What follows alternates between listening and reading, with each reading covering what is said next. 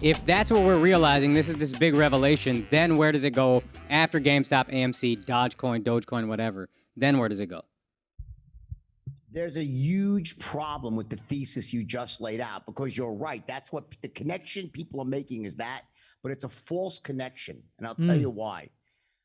I started off, when I first saw Bitcoin, I thought the technology was great. It was awesome. When I saw it run up to 17,000, 20,000, I was like, get out, it's going to crash. And I was almost right onto the day when I thought it was going to crash.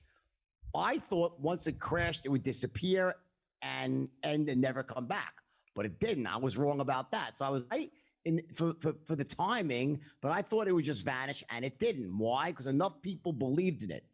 Now, the difference between Bitcoin and GameStop is so huge that and this is the mistake people are making. If you're trying to think that one relates to the other, it doesn't. There is a finite amount of Bitcoin that is out there and that can be created, and there are very complex, understandable models of how you create them, and it creates scarcity. There is literally no amount of GameStop that could not theoretically be issued. It's an endless supply of shares that can be printed, created. So it is not a finite situation. What Bitcoin was able to do, you truly have hit on one thing.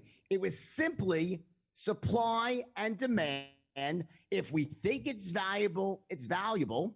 However, in GameStop, there's another reality involved here, that if the stock stays high for too long, the company will start selling shares into the market to raise.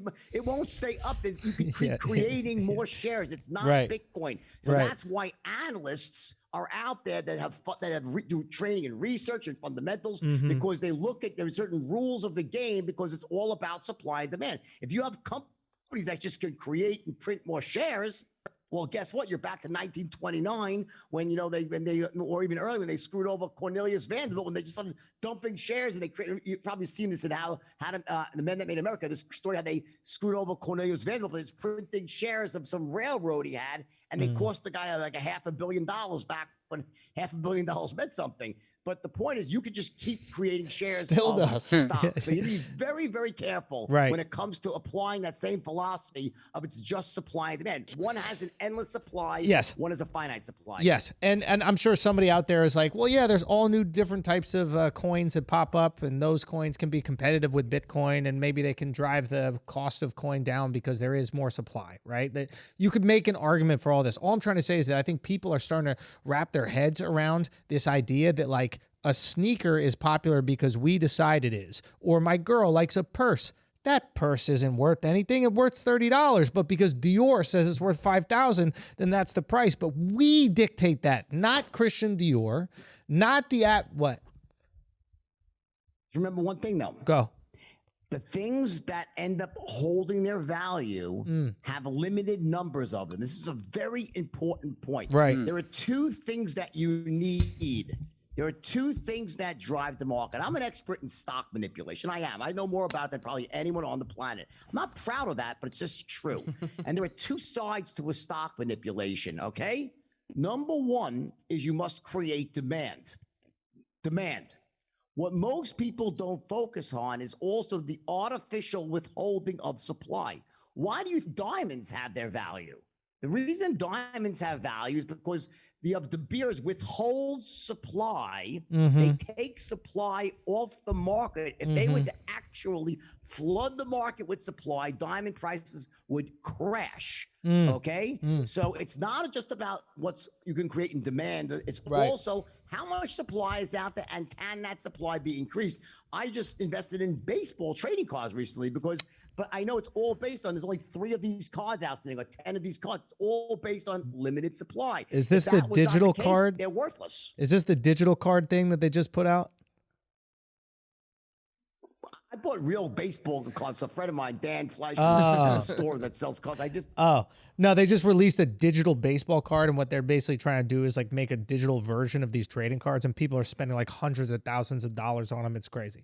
But yeah, I hear what you're saying. And for whatever reason, these coins have used some sort of like sophisticated technology to make sure that there is a limited supply of these coins, right?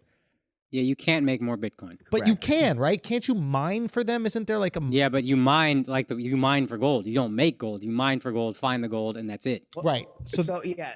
So number one, there's a finite amount of Bitcoin that could ever be created, somewhere between 21 and 23 million. I'm not sure exactly what it is. And what happens is the mathematics behind mining is as you create more Bitcoin and the price goes higher, the mathematical computations are so much more complex and more difficult. The amount of energy it takes and time it takes. It's an incredibly clever technology. And I'm just absolutely shocked that the United States did not. My big fear for Bitcoin, just so you know, was never that the technology was bad. I always loved blockchain technology. My fear was that it's so cool and so great. How could the government that is so against money laundering or any other form of currency they can control, how would they let this go on? That's the part that always I thought was just like they could just clamp down on this and stamp it out, right?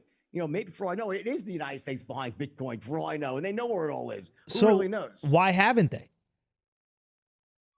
I just said, who knows? It's not the United States. They have to be, right? I mean, who really knows? It defies logic to me that the U.S. that spent 20 years pressuring Switzerland and the Cayman Islands to give up everybody that had accounts. They just tried so hard to eliminate all ways to launder money that they're suddenly going to say, yeah, go ahead, just, use Bitcoin or this coin or that coin. And I'm not trying to even say that Bitcoin is just for money laundering, because it's not.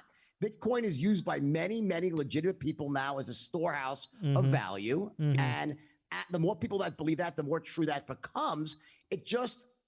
There's things no one would deny that it does. The anonymity lends itself to also having some group of people use it for nefarious reasons. Now that's true of any situation, anything in life. You always have good players, bad players, but it just seems like it would surprise me the U.S. would not have been more aggressive here. We'll see. Maybe they're involved in it, and we'll find out. That was the whole big joke the whole time, but who knows? I mean, they have to, and I think that answers your same question earlier about the First Amendment. It's like if you see big tech squashing the First Amendment, right? Well, maybe it's not big tech. Like maybe big tech is allowed to do that because they're in bed with the United States government. And why would you be able to grow this big and have that much influence? If you Google how the Wolf of Wall Street invented the internet, all of this stuff is because of believe it or not, all this stuff is because of me with Rule 230.